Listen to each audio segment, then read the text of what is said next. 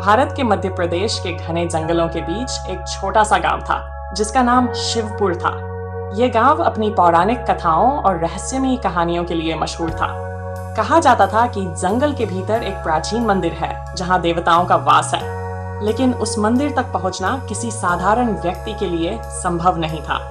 गांव का एक किशोर आरव इन कहानियों का दीवाना था। हर रात वह आसमान की ओर देखता और सोचता, क्या ये कहानियां सच हैं? क्या मैं उस मंदिर तक पहुंच पाऊंगा? उसकी माँ, जो बहुत स्नेही थी, उसे समझाती, आरव, जंगल बहुत खतरनाक है, वहां जाने का ख्याल भी मत लाना।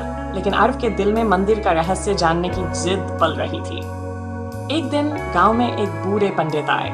उन्होंने कहा, जंगल का मंदिर किसी को नहीं बुलाता, लेकिन जब वह बुलाता है तो वह व्यक्ति चुना हुआ होता है।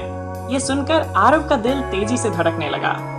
उसने तय कर लिया कि वह इस रहस्य को जरूर सुलझाएगा। अगली सुबह सूरज उगने से पहले ही आरव अपनी यात्रा पर निकल पड़ा।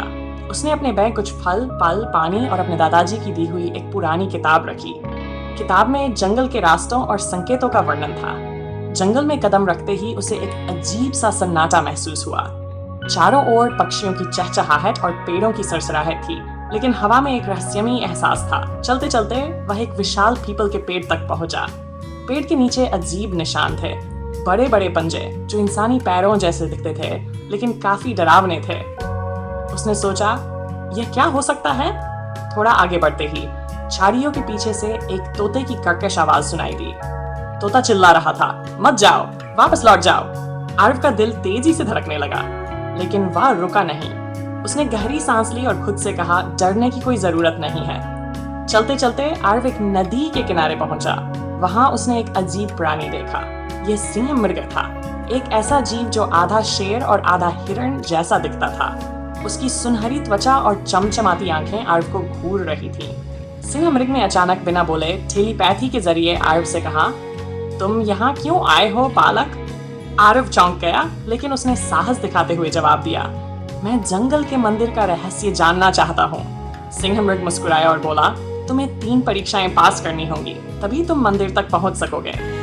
आरव ने जोश से कहा, मैं तैयार हूँ, बताइए पहली परीक्षा क्या है? सिंह मृग ने अपने पंजे से जमीन पर एक जादुई गोला खींचा। अचानक वहां एक दर्पण प्रकट हुआ। सिंह मृग ने कहा, इस दर्पण में झांको और अपने सबसे बड़े डर का सामना करो। आरव ने दर्पण में झांका और जो उसने देखा उसने उसका दिल दहला दिया। उसने खुद को अपने माता पिता को खोते हुए देखा। उसके चारों ओर अंधेरा था और वह बिल्कुल अकेला था। आंसू उसकी आंखों से बहने लगे, पर तभी उसने खुद से कहा, यह सब सिर्फ मेरा डर है। मेरे माता पिता मेरे दिल में हमेशा हैं। जैसे ही उसने ये बात कही, दर्पण अचानक गायब हो गया।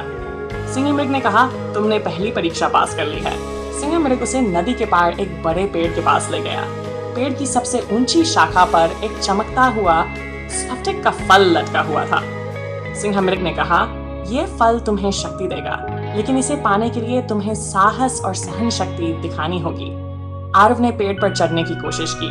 शाखाएं कांटेदार थीं और हवा तेज चल रही थी। वह कई बार फिसला, पर हर बार फिर से चढ़ने लगा।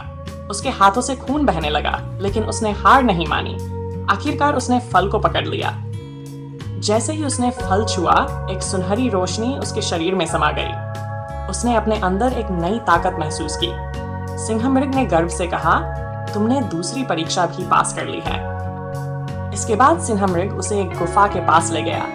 गुफा के भीतर 2 रास्ते थे। सिंह मृग ने कहा, एक रास्ता मंदिर तक जाएगा और दूसरा तुम्हें भटकाव में डाल देगा। सही रास्ता चुनने के लिए तुम्हें अपने दिल और दिमाग का उपयोग करना होगा।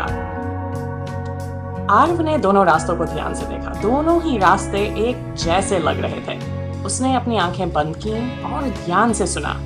एक रास्ते से उसे हल्की घंटियों की आवाज सुनाई दी, जैसे किसी मंदिर से आती हो।